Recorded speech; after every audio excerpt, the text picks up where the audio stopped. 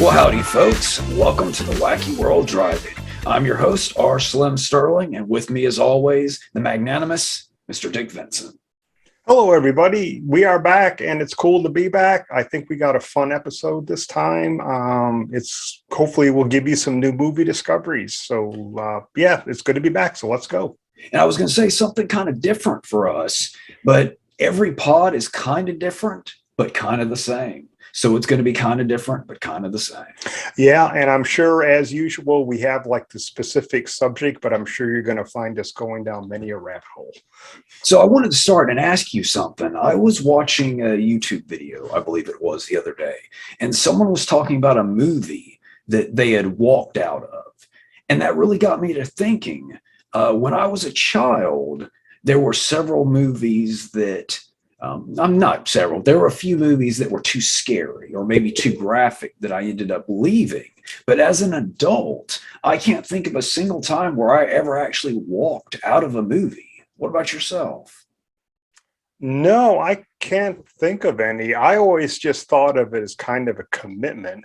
There's probably been movies I've been in that I probably wish maybe I could have walked out of, but when I'm in there, I just feel like I'm committed. I'm going to watch this to the end.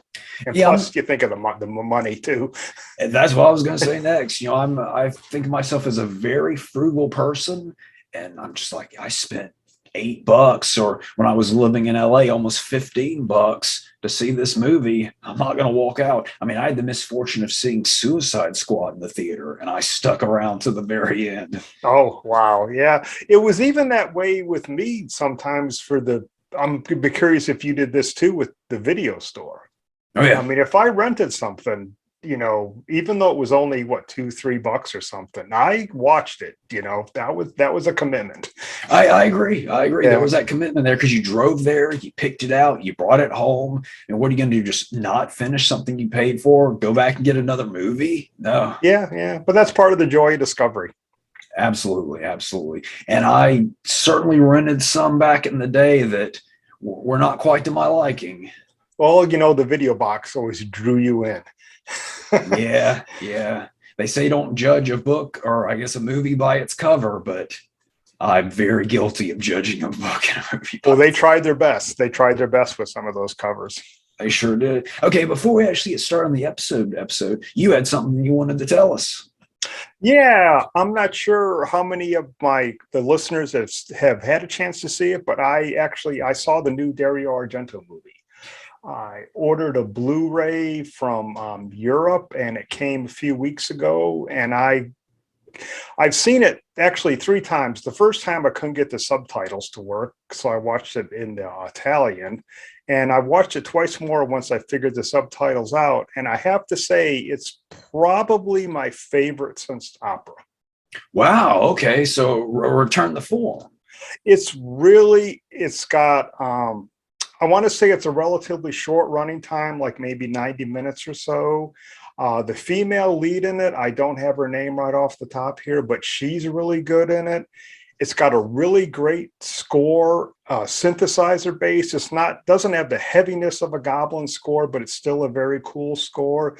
It's got some great kills in it, some good prosthetic makeup. I thought it was, really, really good. And people have to realize at this point, we're never going to get another Deep Red. So what genre is it? Is it a giallo? It's a giallo. Okay. It's a giallo. So in the mystery element is good, the keeping you guessing kind of part? Yes, it is. Yeah. I mean, looking back on it, it's slightly obvious who it is, but it still does a really good job. And it was suspenseful, I thought. And like I said, the lead actress I thought was excellent in it. Oh, we didn't say the name. The name of the movie translates as Dark Glasses. Dark Glasses. Okay. Yeah. Well, I'm happy to hear that. Glad to hear Dario had one left in him still. Yeah, and evidently there's been some talk on Twitter. The Blu-ray I got was Italian, but evidently there's another one maybe from Germany, and the German one doesn't have English subs or something, but there is a bit of confusion out there about which Blu-ray. But I got the Italian one, and it does have English subs on it. And they're pretty good subs? Yeah, they seem to be decent. Yeah, yeah. Okay. And I think that if I read correctly, Shudder is going to be running it. Okay. They have the exclusive U.S. rights for it for streaming. I'm Okay. not sure if it's going to get any theatrical release, but it is going to be on Shudder. Okay. Well, there you go. Good deal. All right. And now to the actual meat and potatoes of the episode. We're actually going to be discussing our favorite comedies tonight or today. So something very, very different, I think. You want to start us off? Yeah, sure. I'll start off. My first one is going back a bit to the 70s. It's Summer School Teachers from 1975. This was one of the Roger Corman New World movies, and this is my favorite of the whole, the whole teachers, nurses, stewardesses cycle he was doing. It's directed by Barbara Peters, who also did most of Humanoids from the Deep, and she did Bury Me an Angel and stuff. So she had a pretty good run in the 70s. It stars Candice Ray Olsen, who's one of my favorite of the whole drive-in actresses, and it's got Pat Anderson. Oh, and Dick Miller's in it as a football coach. And it's, of all the movies, the New World movies in the cycle, this is the one I think that's the most genuinely funny. I mean, there is some real laugh out loud moments in this. It's extremely well written, and this is my favorite of the whole Roger Corman like sex comedy cycle. Oh, I don't know that one. My sweet spot with those kind of things are the 80s. I've only kind of just scratched the surface on the 70s ones. Yeah, sounds cool. So it's a sleazy one? Yeah, they're sleazy, not as sleazy as some of the other ones that were around, like the cheerleader movies and stuff. But yeah, there's, a lot of, TNA. Okay. Yeah, I have to keep an eye out for that. Yeah, I dig. I mean, the 70s ones I've seen, I've dug. Like I remember one starts out with this dog that's been trained to steal bikini tops on the beach. And like the first scene is this dog running around stealing bikini tops. It's pretty funny. But yeah, I am a sucker for teen movies, especially the 80s ones. Yes, I've got a few of those on my list, actually. So, yeah. Let's see. Do I have one of those written out here? I'll just go in order. Yeah. So my first entry is a spoof movie from 1989, and it is so good and so underrated, and that's Transylvania Twist. Oh, I've never seen that. Heard of it, but never seen it. It's another Roger Corman one. Oh, okay. Roger Corman, directed by Jim Wynorski, and it stars Robert Vaughn, Monique Gabriel. It's a really good one. It's not on the sleazy end of things. It's very kind of family friendly, but it is just a good, funny spoof movie. Oh, cool. I'll have to check that out. Yeah, I've Monique Gabriel. Yeah. It's very difficult to find, though. Like it's one of those ones that's kind of out of print and expensive. Yeah, a lot of those 80s New World, and when he was also started doing the Concord thing, they're hard to find. Yeah. I guess I should have mentioned what it's about. It's kind of, like I said, it's a spoof movie, but it's kind of sort of a Hammer spoof. It's kind of the gothic horror setup. Oh, yeah. Yeah, I like those. That's one of the main reasons I like the second Elvira movie so much, Haunted Hills. That is a good one, yeah. Because it's just this gorgeous send-up of all the Hammer and Roger Corman Poe Gothic movies. Yeah, I was really late to the party on that one, but I'm glad I finally caught it. Yeah, with Transylvania Twist, it's interesting as well because Monique is uncredited in this one. Even though it's a big role she has, she goes uncredited. And at the end, when they're showing the cast, it just has a question mark when it gets to her. So I've always been very curious as to what was going on that she was uncredited in that one. When was it made again? 89. Yeah, that is kind of right in her prime. So yeah, it's top Monique. Yeah, that is strange, huh? But yeah, if you can find it, definitely try to see that one. And it's got a great soundtrack too. Oh, cool. Like instrumental or? Both instrumental, and the female lead of the film is a pop star. And so she has a couple of songs that she performs in the movie, and they are so good. Cool. I'll try to remember to send you a link if I can find it after I'm done here. All right. So what you got next? My next one is maybe a bit more of a mainstream one, but it's one of my favorite movies of the period. It's Valley Girl.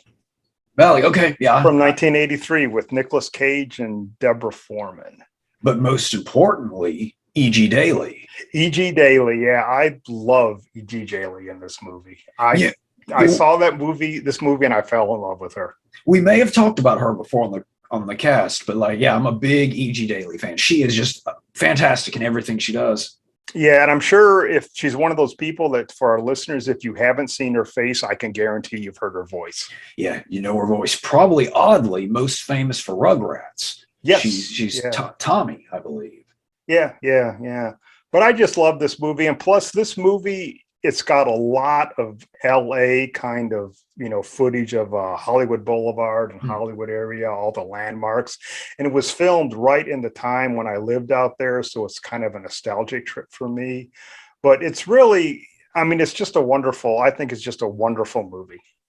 Yeah, I know what you mean too about that LA nostalgia. I lived in LA for 15 years, I believe it was. But the LA I lived in, you could see the Hollywood sign from my front porch. So I was right there in Hollywood. But the Hollywood I lived in was just not the Hollywood you see in those old movies. It just that Hollywood didn't, or that Sunset Strip, that Hollywood Boulevard, it just didn't really exist anymore. And I look back at those times and seeing how it used to be. It's like, man, I was there just 10 years too late. Yeah, when I was out there, like I said, in the early to late 80s, it was still there. And you could go to Hollywood and Park, and it was still full of all the cool old bookstores and video stores. And it was still had that kind of scuzzy, skeevy thing look to it. But you could tell it was starting to move toward the, bringing the wrecking ball and let's throw up $1 million condos. Condos and just touristy stuff. Like when I first moved there, I think moved to LA in 2005. And even at that point, there were still all kinds of video stores. 2020 was still around, which is probably the best video store I've ever been to. There are sections on everything, which is so full of obscure movies. It's crazy, but all that was still around. And like you said, the bookstores and things, but just over that 15-year period, just one thing closed after another. And it was just like a different place by the time I moved. Yeah, because I never lived up there. I lived down in Anaheim for a while, then I lived up in Reseda. So a lot of times I would just drive to Hollywood on a Saturday morning, park my car, when you could still park your car for a few bucks there. And just I'd spend the whole day just, up and down Hollywood Boulevard, cut over to Sunset, up and down, go to Tower Records and Eddie Brandt's and Hollywood Book and Poster and everything. And it was just great. It's funny too, as many years as I lived in Hollywood, I only went to Hollywood Book and Poster a handful of times because they had the most oddball hours. I could just never seem to catch them open. It seems like they were kind of open whenever the guy felt like coming in and opening up. I remember that first couple of years living in LA, one of the things to do was we would go, then walk over to Tower Records when it was still there. And Tower Records even too had free parking as well. And that was a great place to go. Yeah, Tower, and plus they were open till like midnight or something like that. So yeah, that was a cool place to go. So go over the Tower, look at magazines there as well. Of course, all the movies, and they had a bunch of toys and they had a bunch of exclusives too. Yeah. Those sure were the days. I remember one time I was at Tower just looking at magazines and there was someone standing next to me, like maybe a foot beside me. I look over and it's Gene Simmons. Oh, wow. You always hear of people at Tower, that you would see. I saw Billy Zoom there once from X. Okay. Yeah. Guitar player from the band X. But yeah, you always hear stories about, people, celebrities at Tower. Yeah. And you often hear those stories about, Gene Simmons being unapproachable and stuff, but he seemed very approachable. Like he almost looked like he wanted someone to chat with. I didn't because I was just never the type to bother anyone. But yeah, he looked like he wanted to chat with somebody. Oh, was he there with Shannon Tweed or was he there by himself? He was alone. Yeah. Oh, okay. Oh, wow. Yeah. Yeah. And speaking of, was Amoeba there when you were there? No, Amoeba opened up after I left.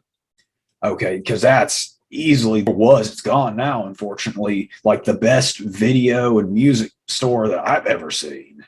Well, they moved, didn't they? Or they closed totally? I don't know if they moved. I heard they were wanting to move, but all I just heard was that it's gone where it was on Sunset Boulevard. Yeah. Yeah, that was a great one where I'd run into people too. I remember another case just like with Gene Simmons. I was looking at DVDs and I look over and Quentin Tarantino was next to me.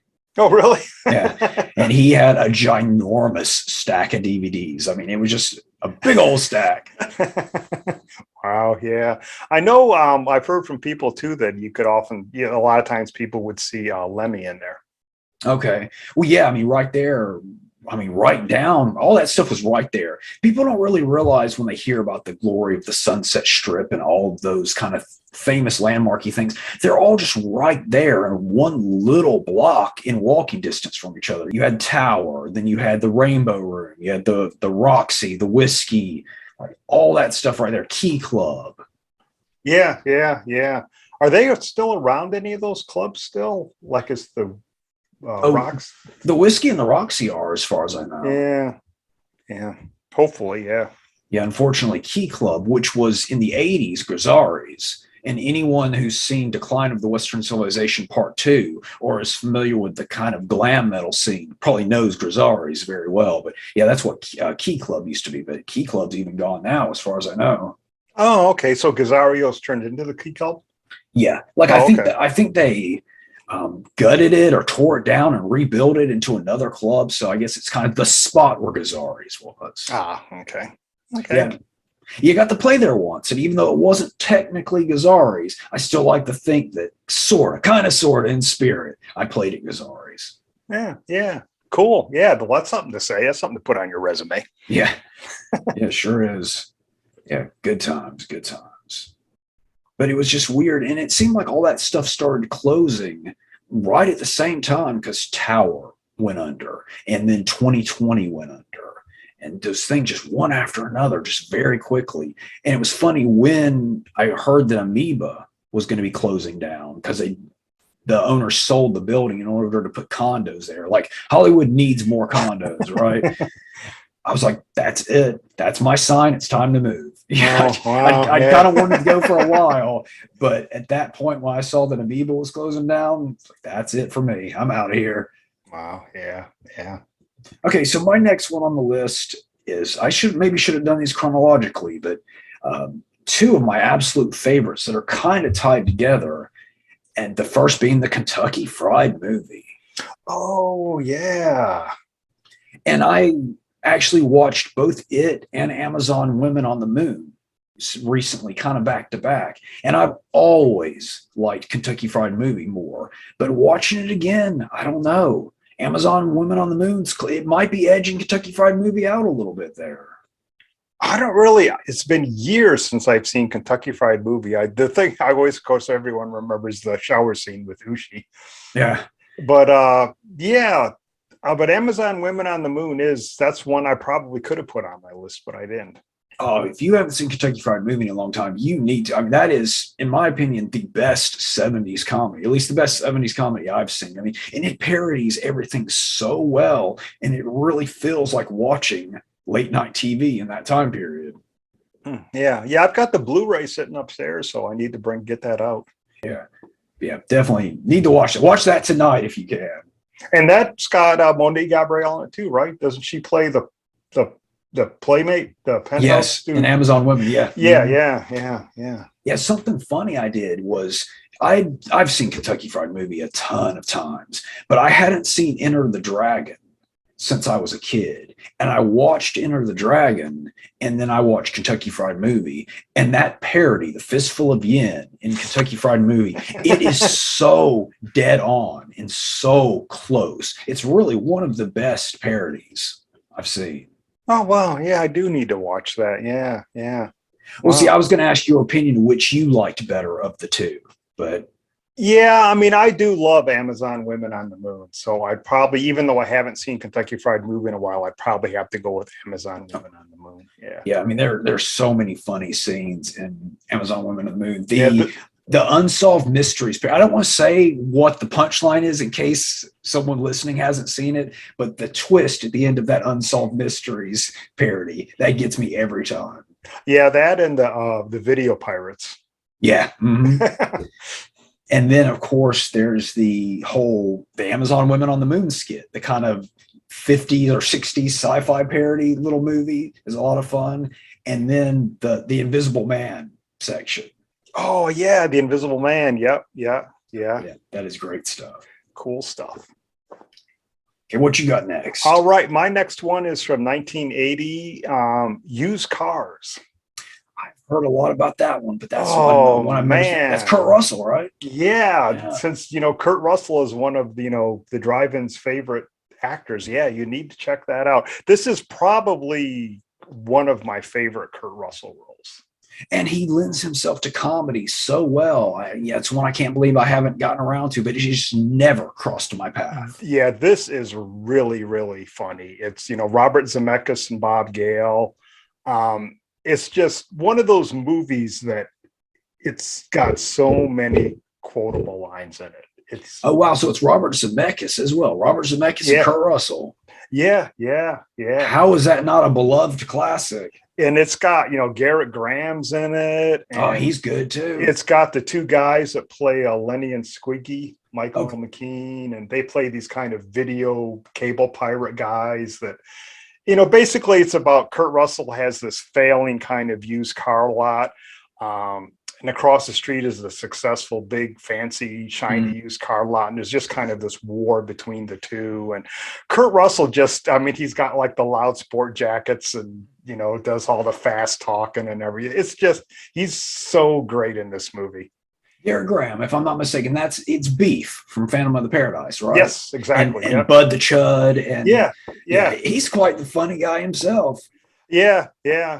He's, years ago, I saw him at a convention and I brought up a used car lobby card for him to sign. And I think it just made his day because he goes, "Oh, no one ever asked me to sign anything from this movie. And I love this movie so much." Oh, I bet it's more his culty type stuff that people that's cool. But yeah, if you haven't seen it, and plus it's got a great commentary with Kurt Russell. Oh, his commentaries are always good. Yeah. He does it with Zemeckis. Okay, excellent. Yeah. And it's the same thing as him when he does them with Carpenter. There's just a lot of, back and forth, cutting up and laughing. And it's. Oh, yeah. I mean, Kurt's commentary on The Thing, where he's just laughing.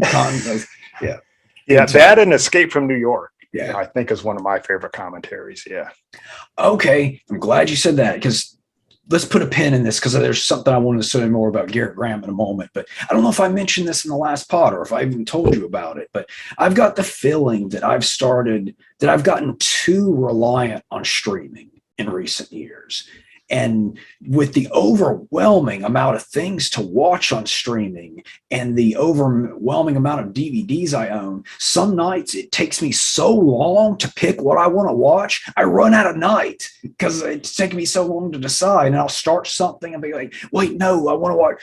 So what I've decided is I'm kind of trying to take a break from streaming with the exception of like shows. Still got to watch shows on streaming. And I'm doing what I'm calling the great DVD rewatch. And I'm trying to watch every movie I own in order of my tower. Granted, I have gone a little bit out of order here and there, but I'm trying to just watch everything I own in order. And it's been really nice in a way because it takes out that guesswork. Like I don't have I just go, what's next in the tower? Oh, okay, tonight's Revenge of the Creature. That's what I'm watching tonight.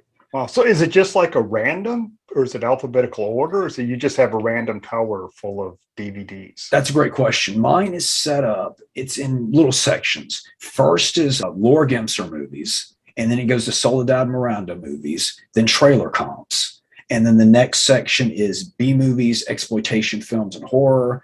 The next section is sci-fi and fantasy. The next section is miscellaneous, martial arts. There's a little film noir section growing in there, and there's a Western section. Oh. So I'm just going from the top and just watching down. And the reason I said that I've been mixing stuff in is because I have 14 or 15 trailer comps.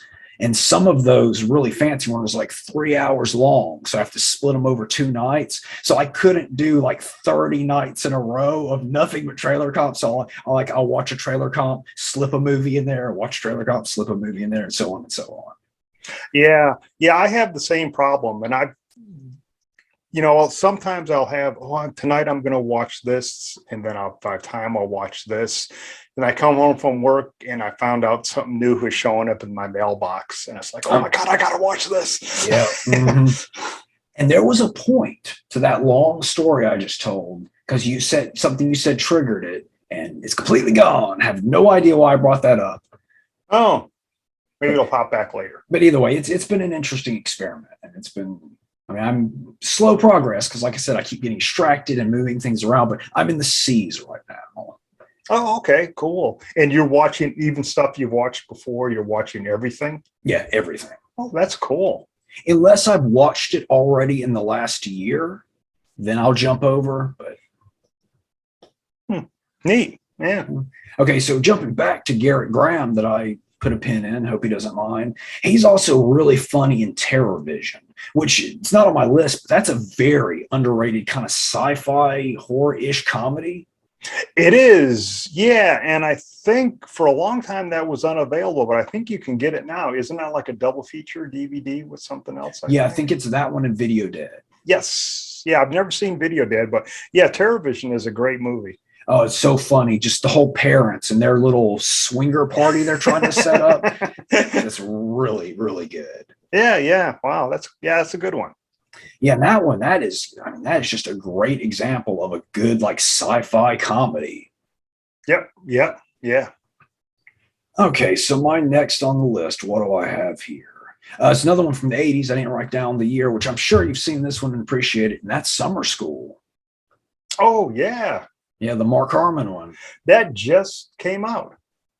Oh, yeah. Yeah, I heard a nice one. Yeah, I have the old DVD, but I didn't hear it. Yeah, that is a good one. Your turn, good sir. Oh, my turn. Okay. I guess maybe I should have mixed this up a little bit more, but this is just the way my list is now. So my next movie is actually another Robert Zemeckis Bob Gale film. Okay. I probably could have put a third one on my list, but I didn't. But this one is I Want to Hold Your Hand.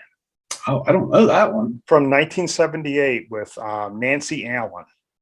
Basically, it takes place in 1964, and I think it's one of those movies that goes over the course of a day, a night, the following morning, about this group of teenagers from New Jersey who have to get into the city of New York and get tickets to see the Beatles on the Ed Sullivan Show. Okay. And it's just really, really good. It's got this actress in it named Wendy Jo Sperber, who showed up in some stuff back then. And she's just wonderful in this movie. And it's got Eddie Deason, this really crazed, maniacal Beatles fan. And it's I like me some Eddie Deason action. Yeah, Eddie's great in this movie. And evidently he is in true life. He's a real Beatles nut. And the whole ending is really good when they reenact the Ed Sullivan Show. They did an excellent job of cutting in these newly shot scenes and going to shots of the actual Beatles on the television monitors. And it's a really fun movie. I'll have to keep an eye out because I do really enjoy those period piece comedies, because period pieces are common in other genres, but that's not something you see in comedy too often. Exactly. Yeah. But this is a really good one. Yeah. And that's a really nice segue for my next one. And it's one, probably the most modern movie that's going to be on this list, or one of the most modern, and one I just watched again the other night, and that's Detroit Rock City. Oh, yeah. Which is basically about a bunch of teens trying to get to a Kiss concert after their tickets have been destroyed. Yeah, basically the same kind of story. Yeah. And it's got Shannon Tweed's in it. Shannon Tweed is in it, and a pretty funny scene too. Yeah. It's a really good movie, and it was really kind of weird for me because I grew up in Detroit. Right. And when I first saw that movie, they do those like when they first go into the city, they have some quick shots of like establishing shots of them on the highway, and it's in Detroit. But then when they get down to Detroit, I'm thinking, wait a minute, this isn't Detroit. That's not Cobo Arena. Then I found out they filmed it up in Canada, I think, somewhere. Yeah, a lot of stuff is filmed in Canada, I guess, because it supposedly has a very generic American look to lots of it. Yeah, but it's a great movie, and the whole ending thing where they actually get in the concert really good. That is a fun one. Highly recommend it, and great soundtrack for the most part as well. Okay, so what's your next one?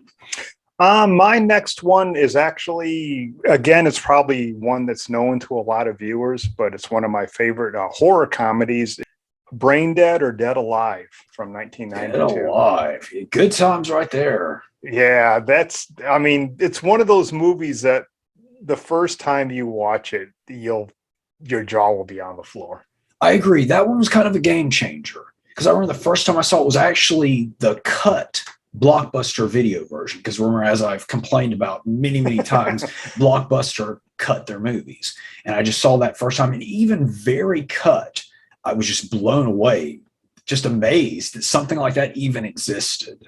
Yeah, it was, because up to that time, I'd seen the Romero zombie movies and some of the Italian ones and stuff. But man, this thing was just like getting, a giant, bucket of blood thrown at you. It was just amazing.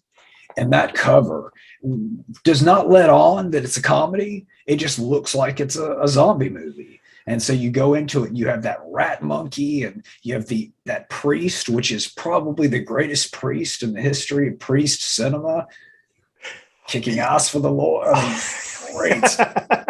That scene is, I mean, you can go watch just that scene on YouTube, and there's sometimes I've just watched that thing 4 or 5 times in a row with him kung fuing the zombies. Yeah. The first time, I was probably 14 or so when I first saw it, 14, 15, somewhere around there. And the scene in the park with the zombie baby, I remember laughing so hard. Yeah.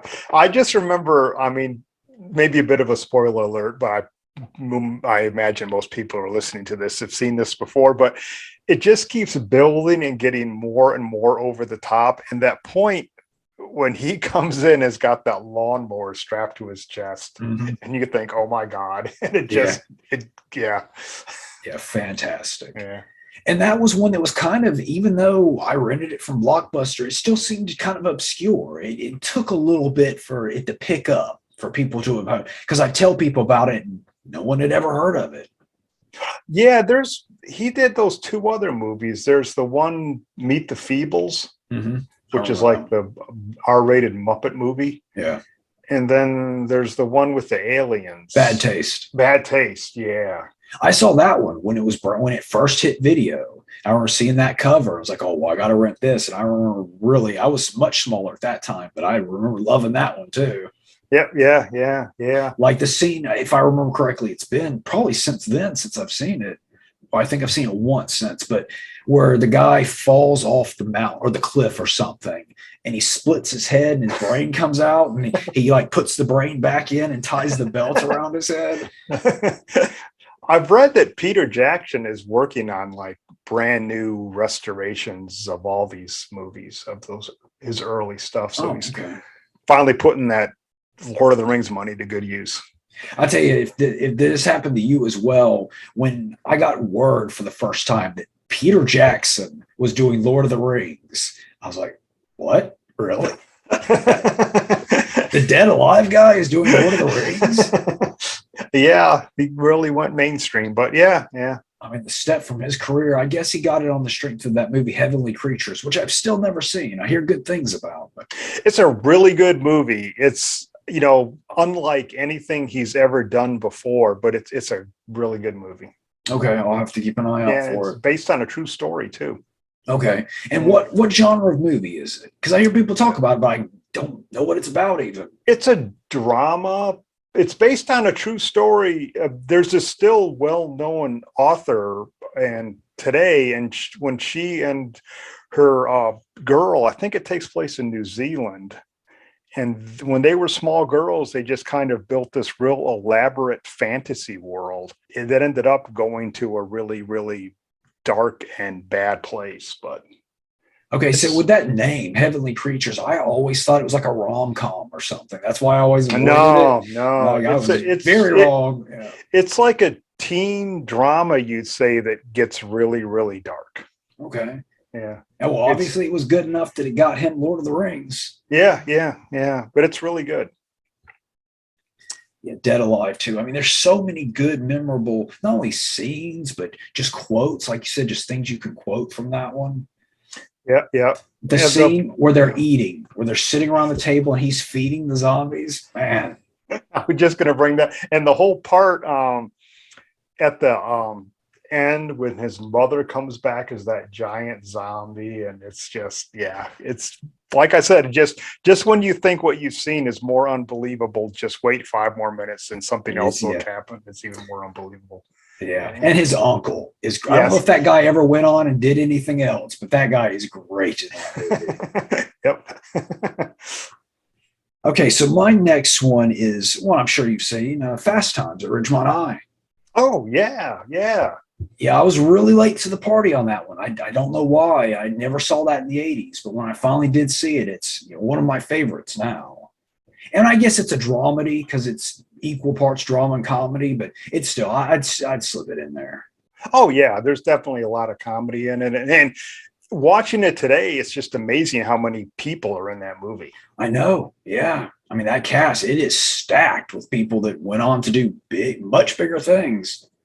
Yeah, and like you said, it's got some comedy and there's definitely some drama, but it's got some really kind of, things in it that really hit you, man. This is what it's like to be a teenager. Yeah, it gets dark in moments. Yeah. And I think that's probably why that one is so well remembered, because it's just such a well done movie. Like, normally I am not a fan at all when they try to mix drama with comedy. Like, I don't mind a drama with comedic elements, but I cannot stand a comedy with drama elements, if that makes sense. But that one, it's so perfectly placed together, just moves great in it. It works. It does. Yeah. I love the guy that sells the concert tickets. Yeah. Mm-hmm. The scalper, yeah. Scalper guy, yeah. And of course, Ray Winston. Winston? What is it? Ray Winston? Oh, the favorite Martian. Wow, my favorite Martian's in it. Yeah. With what's it? Sean Penn. Yeah, that's one of my favorite parts, is their dynamic. Yeah, exactly. Yeah, that at the end when he comes to see him in his room, and yeah. And that's a nice little segue too, I have a couple more movies I wanted to mention, but another thing, comedy TV. I tell you, I was a fan of some of my favorite Martian as a kid. Yeah. They were running those in reruns, and I saw those. And I liked Bewitched. Yeah. Okay, so here's the important question of the pod. Favorite Darren, York or Sargent? York.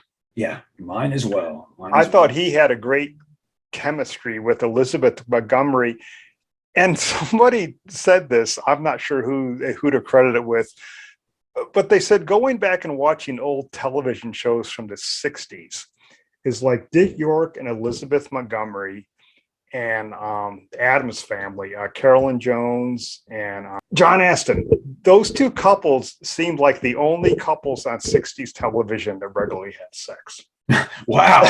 I never thought about it. Yeah, because there is definitely, but there's like I think you watch York and some Elizabeth Montgomery Bewitched, there's sparks going on there. And I mean, Gomez and Morticia, they were frisky. Yep. Yeah. Yeah, because I really like York, just in general too. He was on one of my favorite episodes of The Twilight Zone, which I've talked about already, at that Penny for Your Thoughts. Which one is that? That's the one where he plays a guy that works at a bank, and he develops psychic, like he can hear what other people are thinking. Oh, yeah. Yep. And there's quite a few Bewitched connections too, because Samantha herself was on that fantastic episode 2 with Charles Bronson. Yes, the two soldiers ones, yeah. And then I forget her name, but the lady who played Andorra, the mother, she was on an episode as well. The one with the tiny alien. Yeah, Agnes Moorehead. Yeah. So then what would you say is your favorite sitcom of all time, if you have one? Oh, wow. WKRP Cincinnati. I watched the heck out of that when I haven't seen it since, but when I was small, I watched a lot of that one. Yeah, and I mean, a lot of people say, oh, what's a shame it only ran, 2 or 3 seasons? I didn't realize it was such a short one. Yeah, it was a short thing, and I thought, well, sometimes that's for the best. Mm-hmm. Yeah, but yeah, the whole cast in that thing is just golden. And I was already really into music and rock kind of culture too. And the DJ, what's his name? Howard Hessman, is Yeah, it? Johnny Fever. Johnny Fever, just his whole character I thought was so cool. Yep. Yeah. And there's the infamous the Thanksgiving Day turkey drop Oh, yeah. episode. I have to, is that out on anything? It's out, but they ran into a lot of problems with all the music rights. Okay. So they had to substitute a lot of songs and things like that. And it's always a shame when that happens because you can always kind of tell, like the mood, it just sounds like the songs are stuck there. They have a different sound than the rest of the episode. The mixing or something just sounds a little off. Yeah. But I think it's just a matter of the cost and stuff. Right. Like I'm not sure how all that works, but yeah, they just couldn't get the rights to everything. Yeah, there was a big problem with that with Beavis and Butthead as well. Oh yeah, I could see where that would happen. Yeah. So my favorite sitcom of all time, and when I tell people this, they're like, really that one? And anyone who asks that's someone who's never seen the show. And that's Wings from the late 80s into the 90s. Oh yeah. That is a great show that was so far ahead of its time in so many ways. Like if you go back and watch Wings now, there's so much stuff that's like, oh yeah, I've seen that before, but you hadn't at that point. Oh yeah, they were like pilots. They were pilots. Alaska or something. Sandpiper Air in Nantucket. Nantucket. Okay. Yeah. And it's really interesting too because it was one of the first nobody wins show I've ever seen. Because they do it in a humorous way, but that show is just one disaster for those guys after another. One bad thing happens to them after another. Really, until the final episode, there's no happy endings until that final episode. It's just one bad thing after another, and it is hilariously done. Oh wow, yeah. And there's certain sitcoms like the Drew Carey show. That was a good one. Which I think it started off kind of rocky, and those middle seasons are great. Then I think it really went kind of downhill at the end. So there's certain TV series too, for me, there's those sweet spots in them. I got you. Yeah, it happens. An interesting thing too about Wings is it's set in the same universe as Cheers, and it actually has multiple Cheers crossovers. Oh, really? Like Frasier, and I'm actually as Frasier is on an episode, and then Norm and Cliff are on an episode as well, playing Norm and Cliff. Oh, wow. That's cool. Were the characters originally on Cheers? Were they spun off from Cheers or not? Just the same creator, and they decided to just cross them over. Oh, interesting. Yeah. Yeah, so definitely highly recommend that one to you if you haven't. And I don't know about now, but at one point you could get the full box set very cheaply. It's a very no frills box set. We're talking paper sleeves and no special features and not great quality, but it's worth it for such a good show. Yeah, I picked up a few box sets like that. You can usually find them really cheap. Yeah. They come out usually with the real elaborate packaging at first. Then they come out with the set you can buy for like $20. And like you said, it's paper sleeves and a flimsy box. But hey, as long as you get the stuff to watch, that's all I care about. And great cast on Wings too. It really kind of launched Tony Shalhoub's career because that's the first place I ever saw him. Oh. He's talk about the most nobody wins character on that show is Tony Shalhoub's character Antonio, and it's just one terrible thing happens to that guy after another. And of course, the main star, got Tim Daly, who I've always thought is great, and Steven Weber, who I think is great as well. And were they brothers? They're brothers, yeah. Yeah. Okay, jumping back to movies then. Actually, it's your turn. Oh, it's my turn. My next one is oldie but a goodie. His Girl Friday. Wow, another one I don't know. From 1940, directed by Howard Hawks. It's part of that whole cycle in the late 30s or 30s and 40s of screwball comedies. Okay. This is probably like, if you're going to pick one to watch, this is like the pinnacle. It's just, this is one of those movies that actually, it wears you out watching it just because the dialogue is just rapid and multi-layered, and people are always just it's just an experience to watch. I do like that old school rapid dialogue. This is the rapid dialogue of the rapid dialogue movies. It's a newspaper story, Rosalind Russell and Cary Grant, and it's just Cary Grant is just off the rails in this movie. Okay. Yeah. Yeah, speaking of, and we won't get into it since we are going to hopefully do a film noir pod eventually. But that was one thing that really struck me with Double Indemnity, which is how quick that dialogue was and how, how well written Fred MacMurray's character was. Yeah, especially the part where he first comes to the house. Yeah, they have that banter back. That little exchange, exactly. Yeah. Because I grew up as a kid watching reruns of like Fred MacMurray and My Three Sons. I did too. I saw like on the TV, I saw the Disney movies, the Flubber movies and stuff. So seeing Fred MacMurray as a real SOB was kind of like, whoa. Yeah, he's a scumbag in that one. Yeah. And I like that he starts as a scumbag. It's not a slow, gradual decline. No, he's kind of a creep immediately. Yeah, he's a cocky jerk from the first get-go. Yeah, that was a great thing because Nick at Night first started when at just that right age. So I really just dug deep into a lot of those really old shows that were way before my time, but I have such fond childhood memories of stuff like Mr. Ed, The Patty Duke Show. Dobie Gillis was an absolute favorite of mine. Did you watch that one? I did. I remember seeing that on reruns with the Beatnik guy. Bob Denver. Yeah, from Gilligan's Island. Funny enough, that Bob Denver in that, Maynard G. Krebs, that's where my facial hair comes from. Oh, I can see it now. Yeah, Yes. I exactly seeing that show back then. That put the seed in my brain. I was like, I want one of those one day, and I'm going to have a beard just like that. And that's exactly where it came from. Wow. Speaking of Bob Denver, what I've been doing recently, when I get up in the morning before I go to work, it happens on one of my stations on my cable. They're running Gilligan's Island. Oh, okay, cool. And it's just great kind of comfort food in the morning because I sure as heck don't want to watch the news. Yeah. And you can't watch a movie really because I don't like to start a movie. So it's this little half-hour thing where I can just sit back, eat my breakfast, have my coffee, and just it's comfort food. That sounds like a nice morning ritual. Yeah. I dig that. It's kind of like when I was doing Dark Shadows. Before I finished it, I'd just watch a Dark Shadows every night before bed, and that was like my nighttime ritual. I just did not want to go to bed without a little bit of Barnabas action. Yeah. I'm still working through the series, but yeah, I hope to be done soon. So speaking of old Bob Denver, I once heard this story. I believe it's Wings Hauser, the character actor Wings Hauser. Are you familiar with his work? Yeah. Yeah, he was on an interview show and he was talking about that he used to be neighbors with Bob Denver.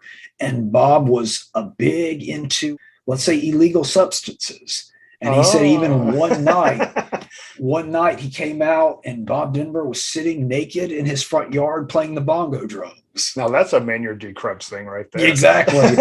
And then the interviewer asked Wings Hauser, well, who's the best neighbor you've ever had? He was like, oh, Bob Denver. Wow. Bob Denver and Wings Hauser living next door to each other. That sounds like that could have been a comedy show. Oh, I know, right? Yeah, I remember Wings Hauser was the villain, if I'm not mistaken, in the second Beastmaster movie, which I loved. That just going to mention that one, through the Beastmaster Through the Portal of Time. Talk about one that needs some kind of release. I mean, Wings Hauser and Carey were, and I was so into that one as a kid. You know, this is one of those kind of great, because I don't think it's never come out on DVD. I don't think so. I've never run across it. But I was at a record store back when Laserdisc were around called Camelot Music. And they had always had a big like bargain cutout bin where Laserdisc were $5. And I had in my hand once the Laserdisc of Beastmaster 2. Oh, wow. Portal of Time. And I put it back. Oh, no. And to this day, that's one of my great regrets in my life is not buying Beastmaster 2 on Laserdisc. I bet that's a small fortune now. Yeah. I remember, oddly enough, even in my small little nothing hometown, we had a Camelot Music in the mall. Oh, okay. Yeah. That was the one. It was the slightly more expensive music store, but their selection was so much better. Yeah, they were one of the few, in fact, only store around me that I could buy Laserdisc at. So I used to frequent them quite often. Oh, right. Yeah, I do remember. I don't remember if it was Camelot, but I remember one of my music stores had a little bitty Laserdisc bin, and I would look at them. And even though I didn't have a Laserdisc player, I was always tempted to get one. So I'm always regretting that decision. Yeah, I watched, I think it was the third Beastmaster movie not long ago. I didn't even remember there being either third or fourth, somewhere up there. I think it was a made-for-TV one. But what was really interesting was they replaced John Amos's character with Tony Todd. Oh, they still have Mark Singer? Yeah, they still have Mark Singer. Oh, okay. Wow, Tony Todd. So my next one is another one of those kind of rock-based movies. And I'm just a sucker for heavy metal and rock-based movies. And that's Airheads from the 90s. Oh, yeah. I tell you, that one, another one that came out just the right time. I was just starting to get into bands, and I was a big Brendan Fraser fan and Steve Buscemi, and that one just really struck a chord with me. And I still, to this day, love that one. Never gets old. No, that's a great movie. It's got one of my favorite movie lines of all time in it when they're all doing their confessions at the end, and Lemmy's there, and Lemmy goes, "Oh, I was president of me stamp club." Yeah, school editor of school newspaper. Yeah. And the great cast in that one too, because not only do you have your Brendan Fraser, your Steve Buscemi, but you got Michael McKean. Is that one? He kind of plays the bad guy, and the goofy guy. Plays, Michael Richards. Yeah, and it's got, doesn't it, the Arquette? Oh wow, yeah, him too. Yeah. Then of course, Judd Nelson plays kind of one of the other bad guys, so to speak. And he's got some good music cameos too. Like White Zombie is in a scene, and Chris Farley is in it as well. Right, I forgot White Zombie was in it. Yeah, so that's just all around just a great one, great little one from that time period. Yeah.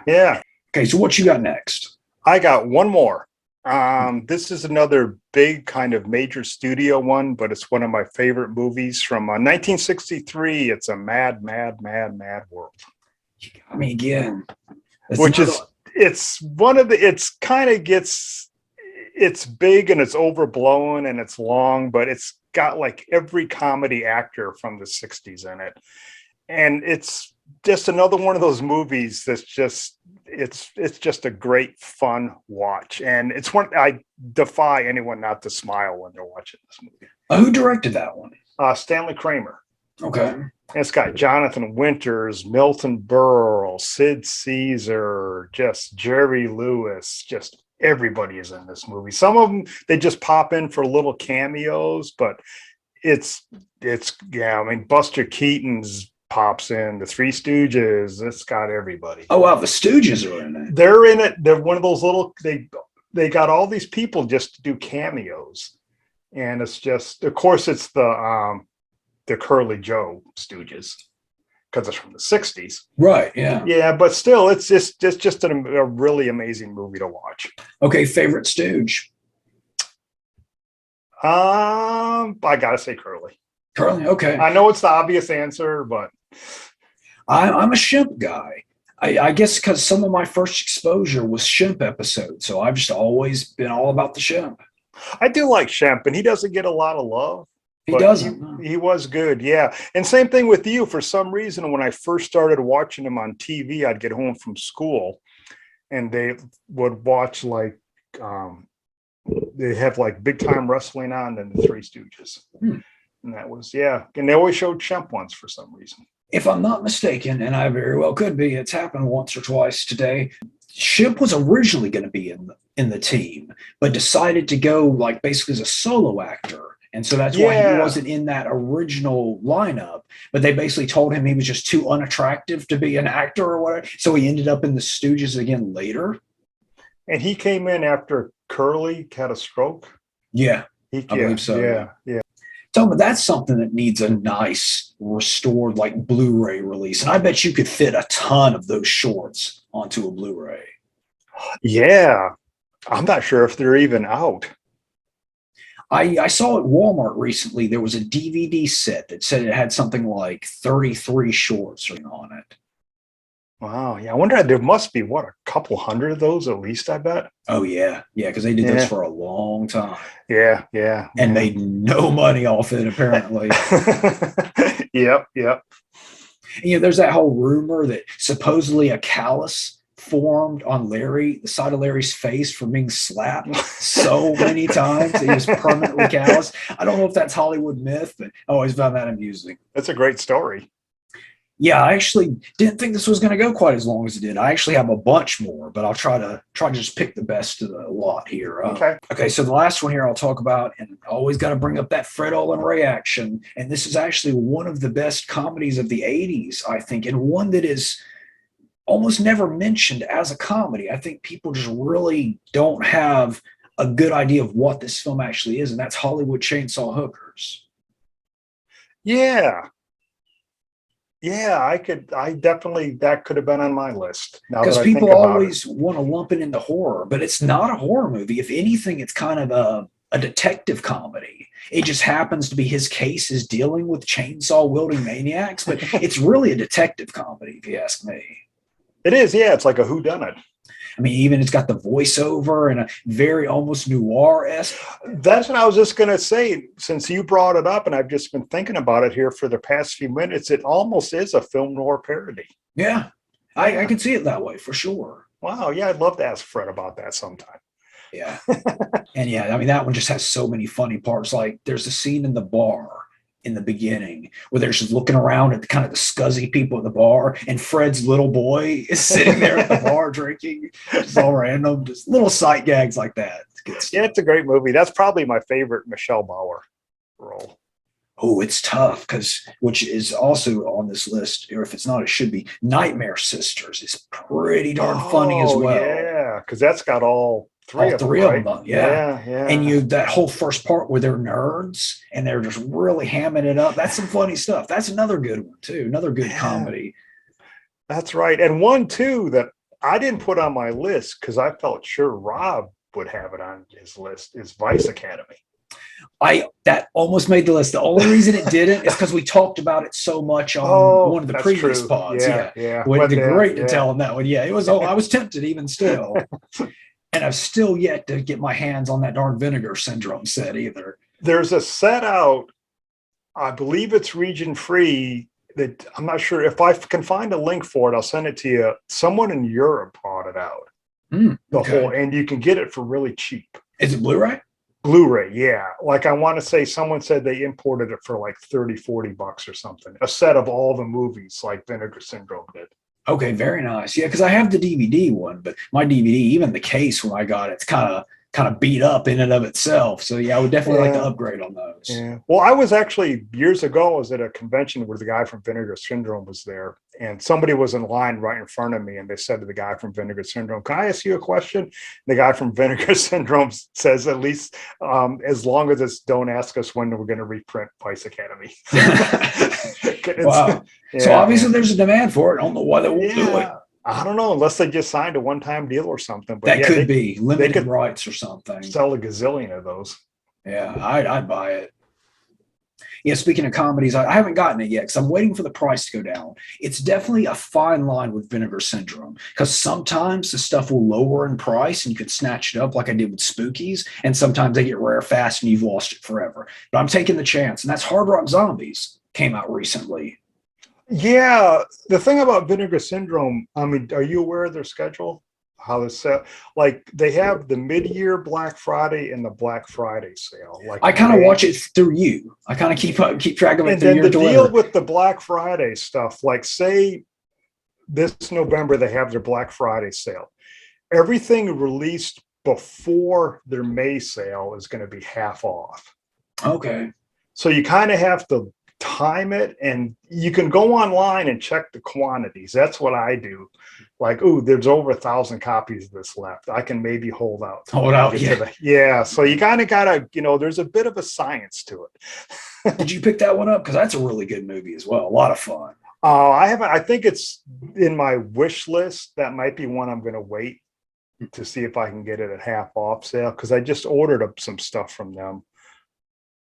They're doing Righting Wrongs at Cynthia Rothrock, so I have to grab that. Yeah. I'm a big fan of kitchen sink movies, and Hard Rock Zombies is definitely a kitchen sink movie. I mean, there is a little bit of everything in that bizarre, wonderful little movie. Yep.